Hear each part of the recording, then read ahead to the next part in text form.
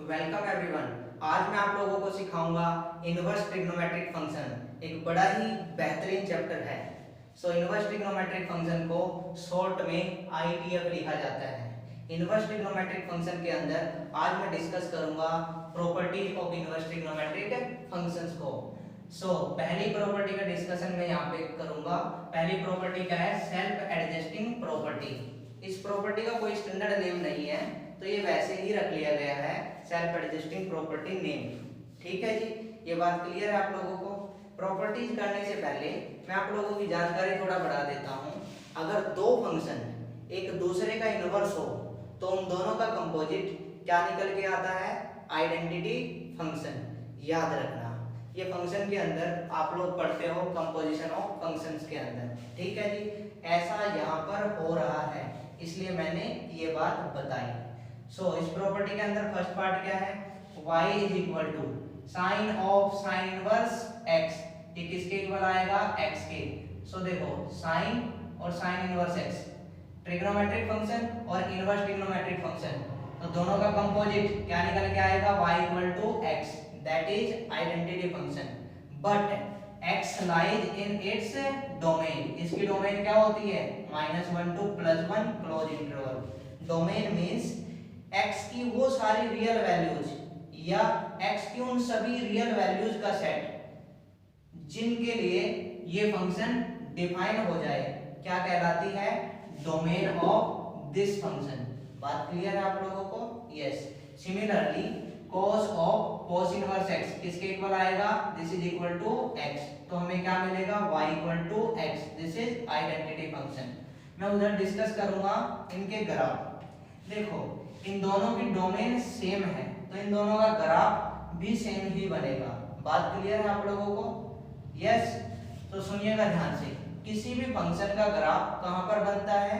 उस फंक्शन की डोमेन में। तो इन दोनों की डोमेन क्या है? -1 to +1। तो x को कहां से कहां तक लेना है? -1 to +1। अगर x -1 रखा तो y कितना मिलेगा? -1। देखो ध्यान से, x को -1 रखो, y कितना आएगा? -1। अगर x को +1 रखा तो y कितना मिलेगा? +1। बात क्लियर है जी? तो -1 से +1 तक ही इस फंक्शन का ग्राफ बनेगा। और ग्राफ क्या है? y is equal to x, means identity function का। आइडेंटिटी फंक्शन क्या होता है? एक स्ट्रेट लाइन होती है, बहुत ही सुंदर वाली। ठीक है, कोई भी बना सकता है इसको।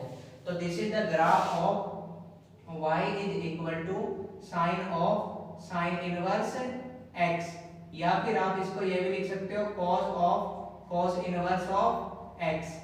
दिस इज इक्वल टू, ये दोनों किसके इक्वल है? x के। ये किसके इक्वल है? दोनों x के। ठीक है जी, इन दोनों का ग्राफ क्या है? y is equal to x line, means y is equal to x, identity function. कहां से कहां तक? -1 से +1 तक ही ग्राफ बनेगा, क्योंकि किसी भी फंक्शन का ग्राफ कहां पे बनता है? उसकी डोमेन में। ठीक है जी, अब पढ़ते हैं थर्ड पार्ट और फोर्थ पार्ट को। y is equal to tan of tan inverse x, y is equal to cot of cot inverse x, किसके इक्वल आएगा निकल के? x के। दो फंक्शन का कंपोजिट क्या निकलेगा? Identity function y is equal to x। But इसकी डोमेन क्या होती है?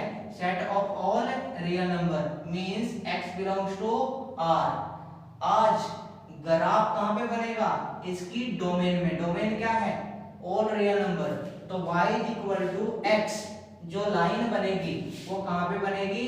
-∞ टू +∞, यानी कि R में बनेगी। तो this is the graph of, किसका ग्राफ है? y is equal to tan of tan inverse x का।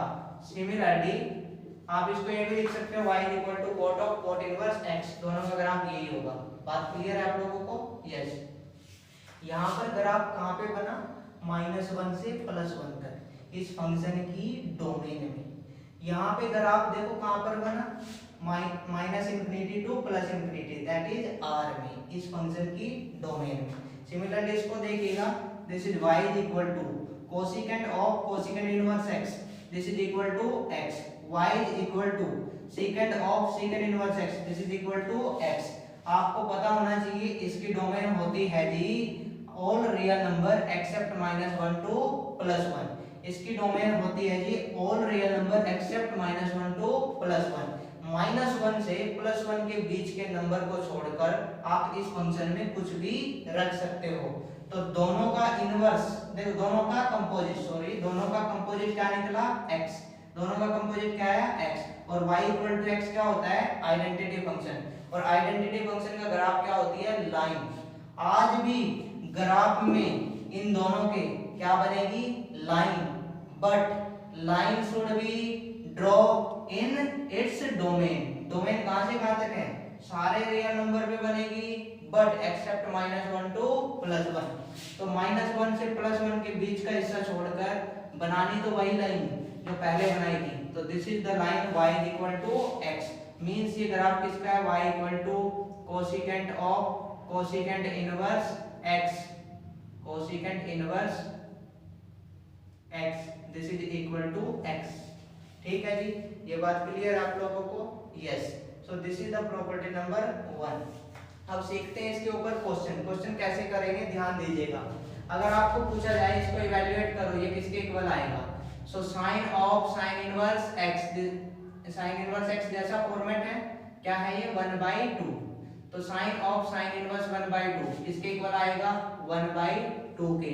अब आप इसको चेक करो, ये साइन ऑफ साइन इनवर्स की डोमेन में है क्या ये नंबर -1 से +1 के बीच में है, यस हाँ, इसकी डोमेन क्या थी -1 से +1।